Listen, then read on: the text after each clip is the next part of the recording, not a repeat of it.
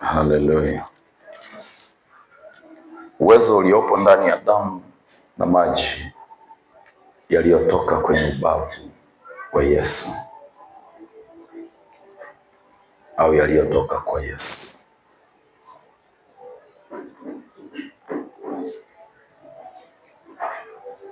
Biblia haituelezi ilichukua muda gani tangu Yesu alipokufa mpaka yule askari alipokuja na kumtoboa.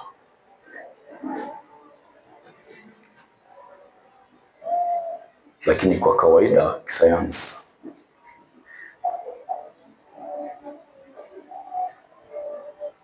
inafahamika ya kwamba mwanadamu anapokufa damu huganda, na damu ikisha ganda kila kitu kinasimama mwilini. Kwa kawaida haitegemewi kabisa maiti iwe na damu ambayo inaweza tena ikachuruzika, wala maji.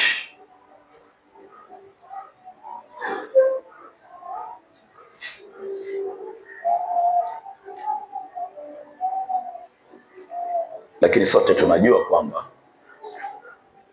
ukimkata mwanadamu au ukimtoboa, kinachotokaga ni damu, sio maji.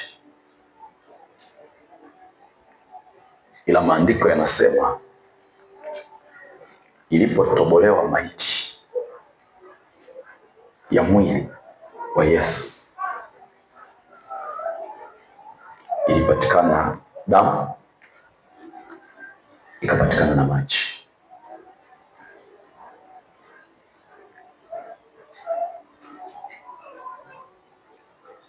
Na mimi leo nataka nizungumzie hivi vitu viwili na kisha nitakuacha.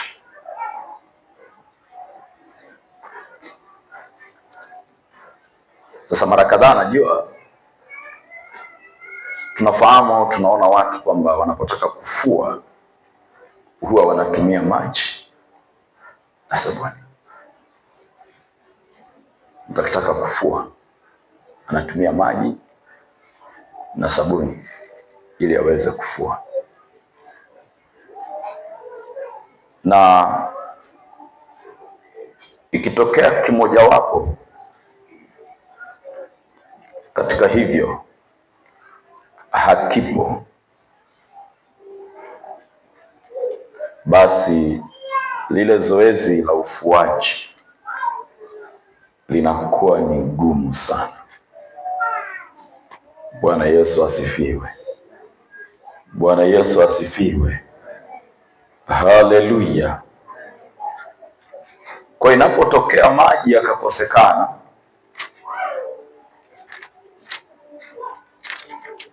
au sabuni ikakosekana, zoezi la kufua huwa linakuwa ni gumu sana. Kwa hiyo ili mfuaji afanikiwe, vinahitajika vyote viwili. Yaani sabuni ni muhimu na maji ni muhimu. Kosa sabuni kafua, maji peke yake kuna shida. Ukikosa maji ukawa na sabuni peke yake kuna shida.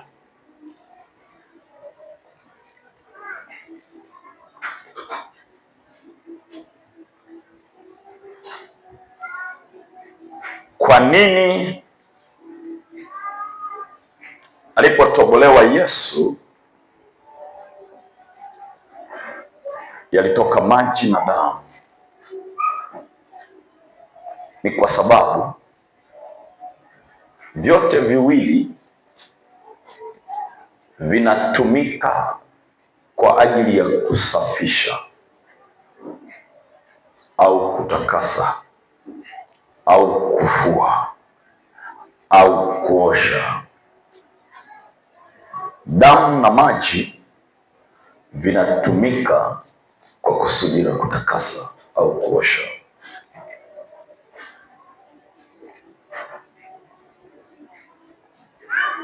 Leo nimesalimiana na watu wote kasoro wewe. Wewe ulitoka nje. Bwana Yesu asifiwe sana.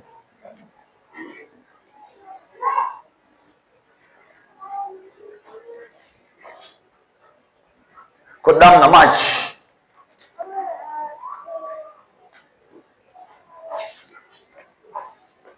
vinatumika katika kutakasa, na havikutoka tu kwa bahati mbaya, vilitoka kwa makusudi, kwa sababu ndio kitu kilichokuwa kinahitajika ili kumfanya mwanadamu aliyekuwa amechafuka awe safi.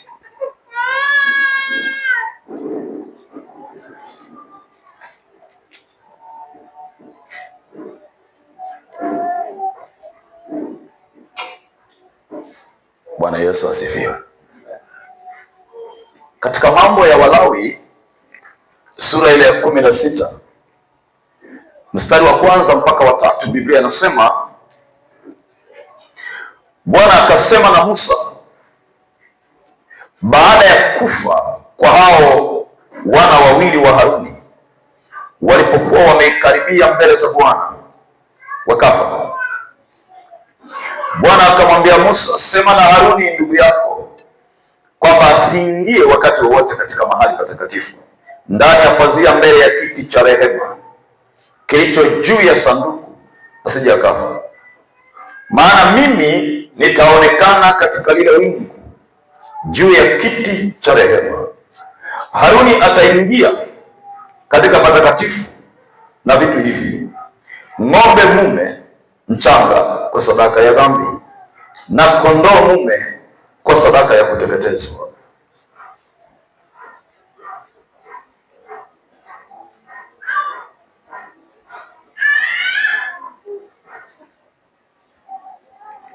Haya ni maagizo ambayo Mungu anampa Musa.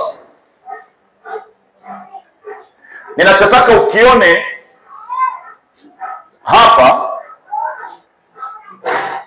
Mungu alikuwa anawakaribisha wana wa Israeli wasogee kwake, lakini akaweka utaratibu.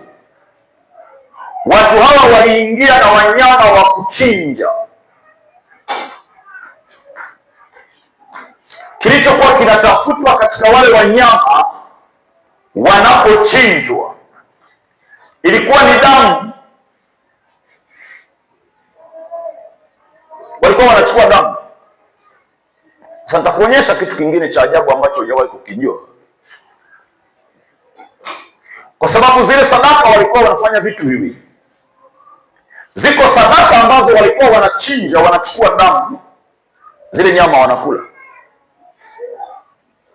Tunakwenda sawa sawa? Na ziko sadaka ambazo walikuwa wanachinja, wanachukua damu, zile nyama wanateketeza. Sasa kwa mujibu wa maandiko, Biblia inatuambia namna hii ya kwamba walikuwa wakitaka kuingia patakatifu. Anasema, kisha mtu mmoja aliye safi atayazoa majivu ya huyo ng'ombe na kuyaweka yawe akiba katika mahali sasa nje ya hekalu, nayo yatatunzwa kwa ajili ya mkutano wa wana wa Israeli kuwa ndiyo maji ya farakano. Maji ya farakano, majivu yalitumika kama maji.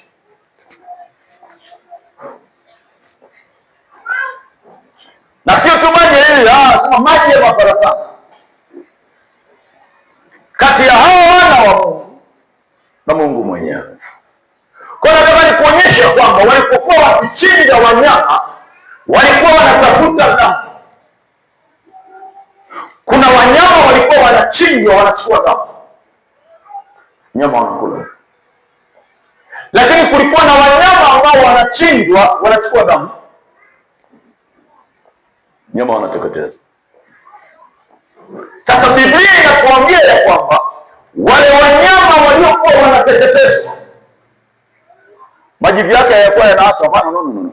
Yalikuwa yanachukuliwa kama maji ya farakano. Halo.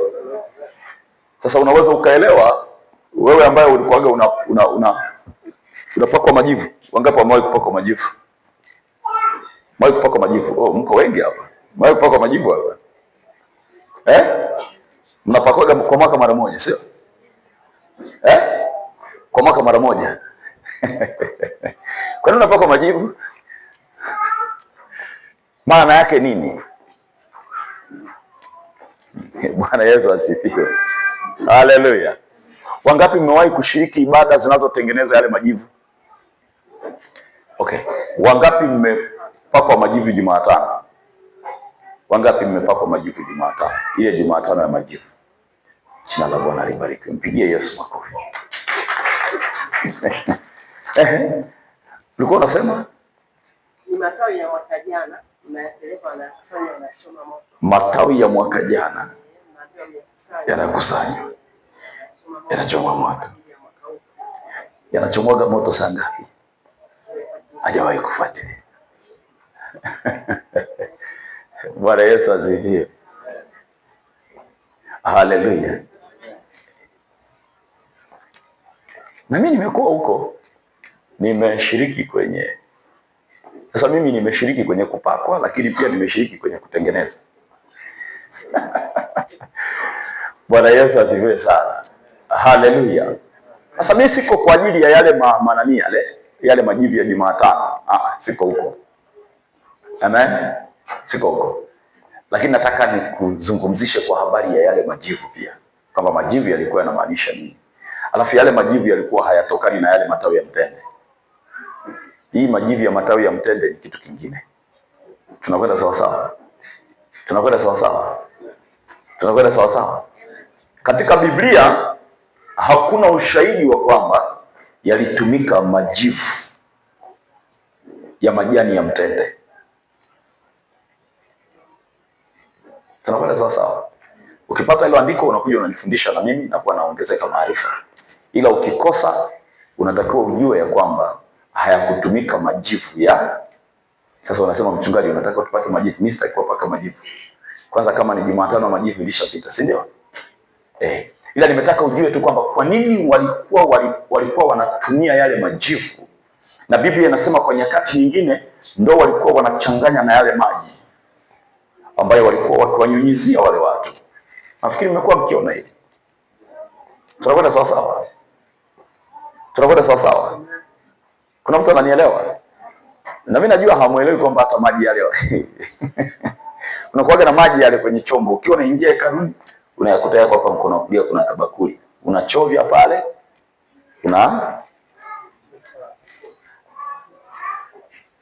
Kila kitu kinakuwa kina maana katika ulimwengu wa roho. Lakini Biblia inatuambia hivi. Mimi ibada moja, ngoja niwaambie. Ibada moja tu ambayo nimeshiriki mara moja tu tangu nizaliwe. Nimeshiriki mara moja tu kwenye kuona majivu yanatokaga wapi. Tulifanya usiku ya ibada. Tulifanyia Morogoro pale. Amen. Halo. Tulifanyia hapo Morogoro hapo hiyo ibada. Amen. Haleluya. Sasa mimi siko huko. Mimi niko huku. Biblia inasema kwa hiyo walichinja wanyama ili kuipata damu. Lakini walichinja wanyama ili kuyapata maji. Amen. Lakini sote tunajua ya kwamba wanyama wanapochinjwa huwezi ukayapata maji. Ni ngumu sana. Watu kama unafikiri Natania kamchinje mnyama leo, alafu utukingie na maji ulete, utuambie hii ni damu ya kondoo na haya ni maji ya kondoo, hii ni damu ya ng'ombe na haya ni maji ya ng'ombe tuliyemchinja, labda ulete mkojo. Kuna mtu ananielewa? Lakini nimekusomea maandiko na umeona hapa ya kwamba kwenye wanyama waliokuwa wanachinjwa, vilikuwa vinatafutwa vitu viwili. Biblia inatuambia walikuwa wanatafuta damu, na ukiachana na damu walikuwa wanatafuta na maji. Maji yanapatikanaje? Biblia inatuambia na yule ng'ombe ambaye Haruni aliambiwa amsogeze, sawasawa na tulivyosoma kwenye Mambo ya Walawi sura ya 16 ni 16 19, tunakwenda sawasawa kwenye Mambo ya Walawi hiyo 19, anaambiwa asogeze ng'ombe wa kuteketeza mbele za Bwana. Baada ya kumteketeza, nini kinatafutwa? Hiki ndicho tunachokiona kwenye Hesabu 16 ya kwamba yalikuwa yanatafutwa majivu. Kwa hiyo kusudi la sadaka za kuteketeza ilikuwa ni kutafuta majivu. Ndio maana ukienda kusoma kwenye Wafalme unaona kwa habari ya Elia na yeye, Biblia inasemaje? Biblia inasema yeye kwenye ile madhabahu akachinja wale wanyama, akawaweka juu ya ile madhabahu. Sikiliza, moto uliposhuka ulilamba mpaka nini? Ulilamba mpaka nini? Tunakwenda sawasawa? Tunakwenda sawasawa? Bwana Yesu asifiwe! Bwana Yesu asifiwe! Haleluya, haleluya! Kwa hiyo majivu yalisimama kama ishara ya maji. Kwa hiyo wanyama waliokuwa wanachinjwa, kulikuwa kunatakikana yapatikane damu na ipatikane maji. Kwa nini? Kwa sababu hayo maji na hiyo damu vilikuwa vinahitajika vyote kwa pamoja kwa ajili ya kumtakasa mwanadamu. Amen. Kumtakasa mwanadamu. Vinamtakasa mwanadamu ili nini? Vinamtakasa mwanadamu ili aingie kwenye agano na Mungu. 17 anasema, na huyo aliye najisi watatoa katika majivu ya kuchomwa kwake hiyo sadaka. Yeye aliye najisi watatoa katika majivu ya kuchomwa kwa hiyo sadaka ya dhambi, na maji ya mtoni yatachanganya na majivu katika chombo. Kisha mtu mmoja aliye safi atatoa hisopo na kuitia katika hayo maji, atayanyunyizia juu ya hema na juu ya vyombo vyote na juu ya watu waliokuwapo na juu yake yeye aliyegusa mfupa au mtu aliyeuawa au mzoga au kaburi. Na yule aliye safi atamnyunyiza huyo aliye najisi siku ya 3 na siku ya 7, na katika siku ya 7 atamtakasa, naye atazifua nguo zake na kuoga maji, naye atakuwa safi jioni. Lakini mtu atakayekuwa najisi naye hataki kujitakasa, mtu huyo atakatiliwa mbali katika mkutano, kwa sababu amepatia unajisi mahali patakatifu kwa Bwana. Hayo maji ya farakano hayakunyunyizwa juu yake, yeye yu najisi. Bwana Yesu asifiwe! Bwana Yesu asifiwe! Haleluya! Kwa kazi ya damu ya Yesu na kazi ya yale maji ni kutusafisha na kututakasa. Lakini haitutakasi tu, tunatakaswa ili nini? Tunasafishwa ili nini? Tunatakaswa na kusafishwa ili tuingie katika agano. Ndio maana unaposoma katika maandiko unagundua ya kwamba Yesu anapoimwaga damu, anapozungumza habari ya kumwagika kwa damu yake, anasema hivi, na hii ni damu yangu, damu ya agano, imwagikayo kwa ajili ya ondoleo la dhambi. Tunakwenda sawasawa? Tunakwenda sawasawa? Anapoutoa mwili wake, tusomee hilo andiko. Some hilo andiko. Akashukuru. Akawapa. Akisema, nyweni nyote katika hiki.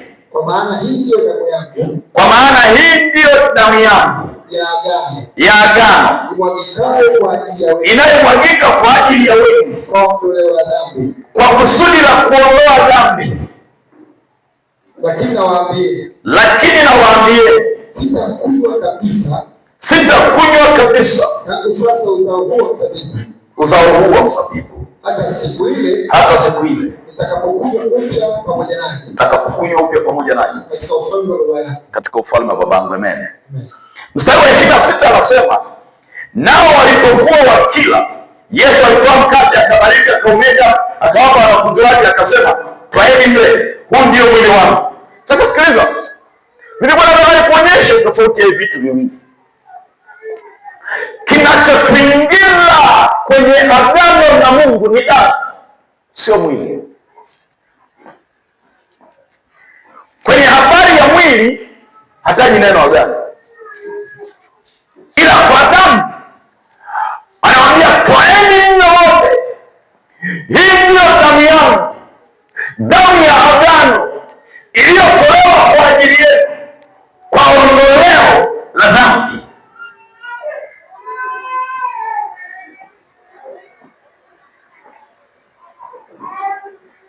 Bwana Yesu asifiwe. Bwana Yesu asifiwe. Bwana Yesu asifiwe.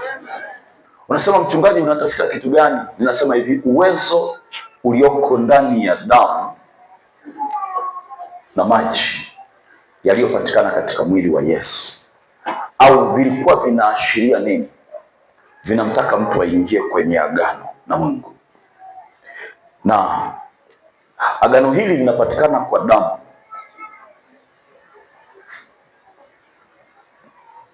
Amen. Agano hili linapatikana kwa damu. Bwana Yesu asifiwe. Bwana Yesu asifiwe. Bwana Yesu asifiwe. Haleluya. Sasa anasema kama tulivyosoma kule juu,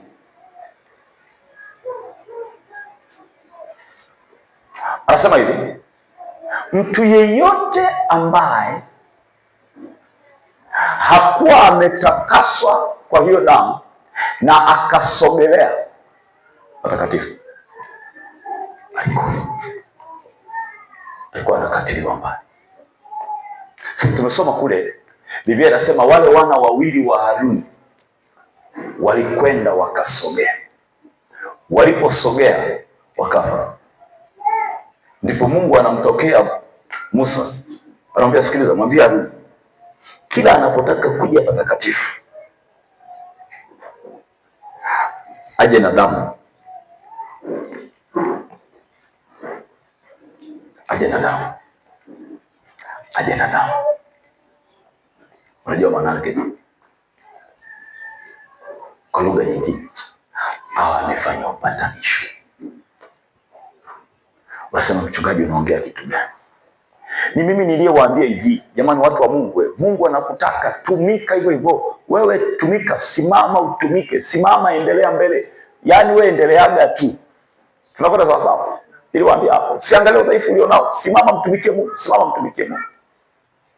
Lakini unaposogea, unasogea kupaendea patakatifu pa patakatifu, kinachohitajika usafi. Unahitajika nini?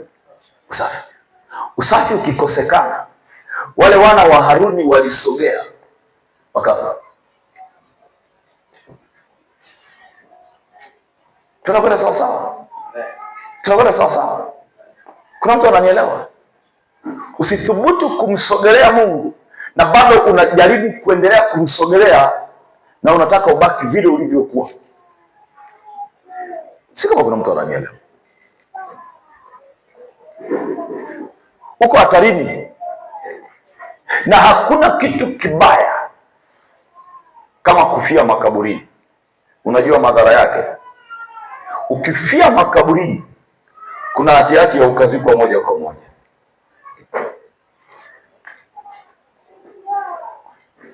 Yaani usifie makaburini. Amen. Yaani ukifia makaburini kuna hati ya kuzikwa moja kwa moja. Sasa najua sio wengi wananielewa. Madhabahu ni kaburi. Najua nikizungumza hivi mtu anaona. Ndio maana kwenye kila madhabahu unayoiona kuna maisha ya watu hapo. Yaani madhabahu inabeba maisha ya watu. Sasa inabeba maisha ya watu gani? Inabeba maisha ya watu waliofia hapo. Unasema mchungaji, unaongea kitu gani? Ngoja nikwambie kitu kimoja. Wangapi mmewahi kwenda makaburini? Mmewahi kwenda makaburi? Mmewahi kufika makaburini? Nyosha mkono wako. Kama umefika kule makaburini utakubaliana na mimi. Kule makaburini kunakuwa na wanawake, kunakuwa na wanaume. Tunakwenda sawa sawa? Kule makaburini kunakuwa na watakatifu, yaani miili ya watakatifu na miili ya wasio watakatifu. Ndio maana hakuna mahali pametengwa ukasema jamani, wale ambao wanasadikika ni watakatifu makaburi yao yako na maeneo fulani. Na wale ambao jamani, wale ambao waliokufaga kwa kesi za wizi wa kuku tunawazikaga mahali fulani, au wale waliokufa kwa kufumaniwa wanazikwa. Yaani wewe haijalishi umekufa kifo gani, mwili wako utapelekwa wapi? Yaani kwambie kitu cha ajabu kidogo. Bwana Yesu asifiwe. Bwana Yesu asifiwe. Kilichowaua wana wa Haruni walipoisogelea madhabahu pasipo damu ya upatanisho, pasipo kuyatakasa maisha yao ni nini? Usije ukasema Mungu dhambi zao. Kwa hiyo kuna uwezekano mtu akafa hapa na dhambi yake. Sasa najua ninapozungumza kitu cha namna hii bado unielewi. Nisikilize. Ndio maana Biblia inasema hivi, hata hao makuhani waliokuwa wanaingia patakatifu patakatifu wako ambao walikuwa hawatoki. Sasa ngoja nikuulize kitu kimoja. Biblia au kwa mujibu wa wale ambao walikuwa wanaonekana wanakufa wakiingia patakatifu patakatifu pasipo stahili, kilichokuwa kinawaua ni nini? Kilichokuwa kinawaua ni nini? Dhambi zao, sio? Si ndio? Walikuwa wanafia wapi?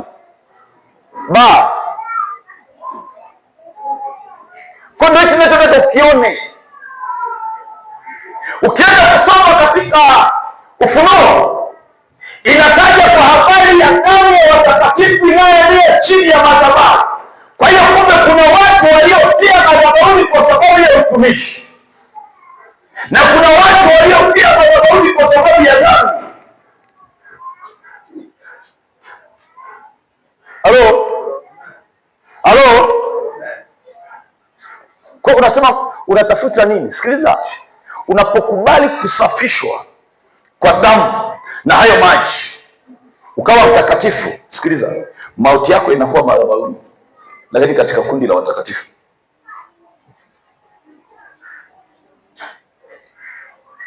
Halo?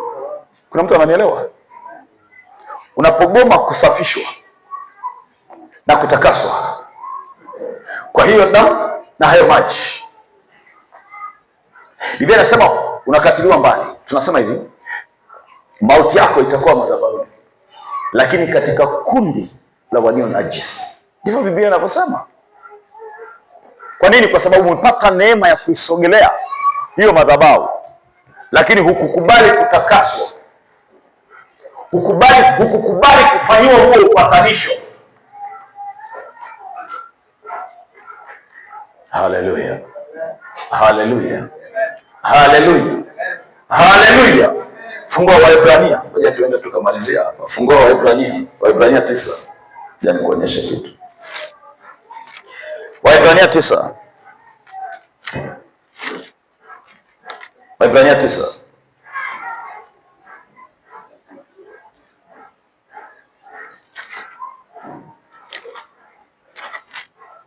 Waebrania 9 mstari ule wa 11, Biblia inasema lakini Kristo akiisha kuja, yeye ambaye ni kuhani mkuu wa mambo mema yatakayokuwa kwa hema iliyo kubwa na kamilifu zaidi, isiyofanyika kwa mikono, maana yake isiyo ya ulimwengu huu, wala si kwa damu ya mbuzi na ndama, bali kwa damu yake mwenyewe aliingia mara moja tu katika patakatifu, akiisha kupata ukombozi wa milele. Kwa maana ikiwa damu ya mbuzi na ya fahali, anasema na majivu ya ndama ya ng'ombe walionyunyiziwa wenye uchafu hutakasa hata kusafisha mwili. Kwa hiyo unaona watu walinyunyiziwa nini? Damu na majivu ya ndama, sawa? Kwa ajili ya kufanya nini? Kuwatakasa. Tunaona sawa sawa? Kuna mtu ananielewa ninachosema? Kuna mtu anaelewa ninachosema? Anasema niko mstari wa ngapi pale? Wenye uchafu hutakasa hata kusafisha mwili.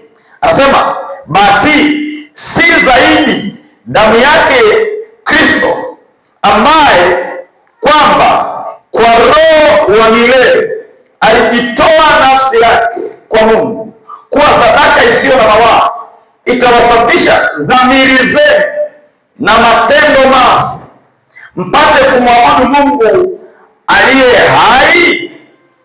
Kwa sababu hii ni mjumbe wa agano jipya, ili mauti ikiisha kufanyika kwa kukomboa makosa yaliyokuwa chini ya agano la kwanza, hao walioitwa waipokee ahadi ya urithi wa milele. Bwana Yesu asifiwe. Maana agano la urithi lilipo, lazima iwepo mauti yake aliyelifanya. Kwa maana agano la urithi lina nguvu palipotukia kufa kwa mtu, kwa kuwa halina nguvu kabisa yule aliyefanya akiwa hai. Kwa hiyo hata lile la kwanza halikuanzwa pasipo damu. Maana kila amri ilipokwisha kunenwa na Musa kwa hao watu wote, kama ilivyoamuru sheria, aliitoa damu ya ndama ya mbuzi pamoja na maji na sufu nyekundu na hisopo, akinyunyizia kitabu chenyewe na watu wote, akisema, hii ni damu ya agano mlioamriwa na Mungu. Bwana Yesu asifiwe. Bwana Yesu asifiwe. Ngoja nikwambie hichi kitu.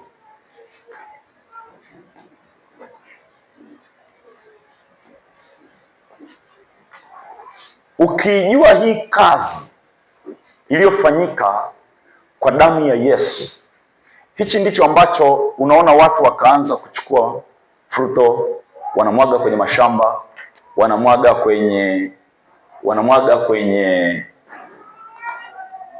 kwenye biashara. Amen. Wanamwaga kwenye nyumba zao. Unasema, mchungaji, unataka utuuzie fruto. Sitaki kutuuzia fruto. Tunakwenda sawa sawa? Tunakwenda sawa sawa? Unaposoma Biblia anasema hivi, ile damu haikutolewa kwa ajili ya mashamba, haikutolewa kwa ajili ya biashara. Tunakwenda sawa sawa? Haikutolewa kwa ajili ya madaftari ya shuleni kwenu huko, unakwenda kuchukua unanyunyizia kwenye begi la shule. Sio kazi ya damu ya Yesu. Tunakwenda sawa sawa? Ile ni damu inayomsaidia mwanadamu kuingia kwenye agano na Mungu. Sasa leo hii tunaona watu wakivuruga matumizi ya hiyo damu. Wanataka mashamba yao ndio yaingie kwenye agano na Mungu, wao wakiendelea na biashara za chafu. Tunakwenda sawa sawa? Tunakwenda sawa sawa? Tunakwenda sawa sawa? Kuna mtu ananielewa? Kuna mtu ananielewa? Wanataka biashara zao ndio ziingie kwenye maagano na Mungu, lakini wao wanataka magari yao. Tunaona mpaka watu wakitaka kusafiri wanachukua fruto, wanamwaga kwenye gari, anamwaga mbele kwenye bonnet, anasema huku ndo ajali zinakotokeaga. Wengine wanamwaga kwenye matairi. Tunakwenda sawa sawa. Wengine wanageuza hivi kama wanakwenda kwa miguu, anamwaga, ananyunyiza, anasema damu ya Yesu, damu ya Yesu, damu ya Yesu, damu ya Yesu. Sikiliza, damu ya Yesu haikuletwa kwa ajili ya maparachichi wala cabbage. Tunakwenda sawa sawa. Sio damu ya kuoshea cabbage, sio damu ya kuoshea duka lako. Tunakwenda sawa sawa. Ilikuwa ni damu ya kuleta upatanisho kati ya mtu na Mungu. Hawa wawili waingie kwenye agano. Anasema na hayo maji yalitumika kwa ajili ya kutakasa pia. Nikakwambia pale mwanzoni, wengi wanaofua wanatumia maji na. Tunakwenda sawa sawa. Tunasema hivi, kazi ya hiyo damu ya Yesu ndo kama sabuni. Nanielewa? Kuna mtu ananielewa? Damu ya Yesu ndo kama sabuni, na hayo maji au majivu yaliyokuwa yakipatikana ndio yalikuwa yakisimama kama maji. Kazi ya maji na sabuni, mtu anapofua ni nini? Sabuni kitaalamu wanaamini hivi, inapowekwa kwenye nguo, kazi yake ni kulainisha mauchafu yale. Kama kuna madoa, inaingia kwenye madoa. Si mnaonaga hata matangazo? Tunakwenda sawa sawa. Wanaonyesha inavyopenya, sabuni inapenya kwenye madoa, inalainisha madoa. Alafu ukiweka tu kwenye maji ukafanya namna hii. Tunakwenda sawa sawa. Tunakwenda sawa sawa. Ndio maana nisikilize, unapokaa hapa ni lazima uwe ni mtu ambaye unasema nimeshapatanishwa na Mungu kwa hiyo damu iliyomwagika. Tunakwenda sawa sawa. Na nimetakaswa. Unasema na hayo maji ni nini? Biblia inasema hivi, hayo maji yenyewe yalikuwa ni ishara. Amen.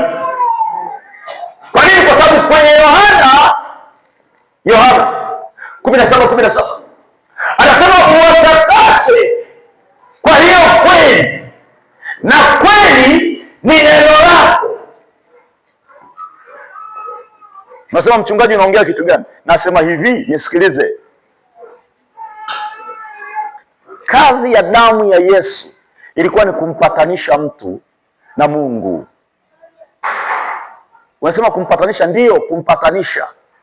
Inauloanisha mwili, yani inapenya penya kila mahali. Tunakwenda sawa sawa. Inapenya penya, inaloanisha madoa. Inaloanisha madoa ili maji yakija yafanye nini? Yaondoe yale madoa. Tunakwenda sawa sawa. Tunakwenda sawa sawa. Tunakwenda sawa sawa. Nimeangalia wafuaji wengi sana. Wafuaji wengi sana. Pale ambapo panaonekana pakiwa na uchafu, hata kama anatumia sabuni ya unga, anaichota, anaiweka pale kwenye uchafu. Alafu ndipo anatumbukiza kwenye maji. Akitumbukiza kwenye maji, unaona ule uchafu unaenda kwenye nini? Kwenye maji. Tunakwenda sawa sawa. Uchafu ukienda kwenye maji, ile nguo inabakia safi. Unasema mchungaji, unataka kutufunulia kitu gani? Nataka kukufunulia hivi, hata unapoona tunakuhubiria uelewi, ni kwa sababu bado hujafanyiwa upatanisho na ile damu. Alitolewa Yesu, akaimwaga damu yake ili kutuondoa sisi tuliokuwa gizani tuingie nuruni. Tunaona sawa sawa? Tuingie nuruni, tuingie kwenye upatanisho na Mungu. Amen. Amen. Yesu hakufa na kumwaga damu ili kutupatanisha na dhehebu liwalo lolote lile. Hapana. Inawezekana umeingia hapo umepatana na dhehebu. Inawezekana umeingia kwenye dhehebu lingine kwa sababu umepatana na dhehebu. Hilo sio lengo la Yesu kufa. Hilo halikuwa lengo la ile damu kumwagika. Nisikilize, kazi ya ile damu ilikuwa ni kuturejesha katika agano na Mungu. Alafu hilo neno kama maji yatutakasayo. Tunakwenda sawa sawa, ambayo kwenye agano la kale Biblia inatuambia yalitumika majivu. Na yale majivu yalikuwa ni ishara ya maji ya mafarakano. Maana yake maji yanayoondoa uchafu. Ndio maana anaposema kwenye Isaya, dhambi zenu zijapokuwa nyekundu, sikiliza, zikishaoshwa kwa damu, zikabakia kwenye maji, kwa nini hata zikumbuka? Kama vile mfuaji achukuavyo maji machafu na kuyamwaga, ndivyo ambavyo dhambi zako zikishabebwa na hilo neno ambao ni mwili wa Yesu Kristo kwa mujibu wa Yohana. Tunakwenda sawa sawa. Zikatupwa msalabani, anasema alizigongomea msalabani. haziwezi kukumbukwa tena. Inawezekana umekuja hapa na unaabudu, lakini wewe mwenyewe unajua ya kwamba bado kuna mafarakano kati yako wewe na Yesu, wewe na Mungu. Tunakwenda sawa sawa? Tunakwenda sawa sawa? Kuna mtu ananielewa? Hata kabla tujaingia kule kwenye mkutano ukasema na mimi nipate nafasi ya kuokoka. Hiyo nafasi iko hapa saa hii. Amen. Tunakwenda sawa sawa? Kuna mtu ananielewa? Simama kwa miguu yako mahali ulipo. Sogea hapa mbele.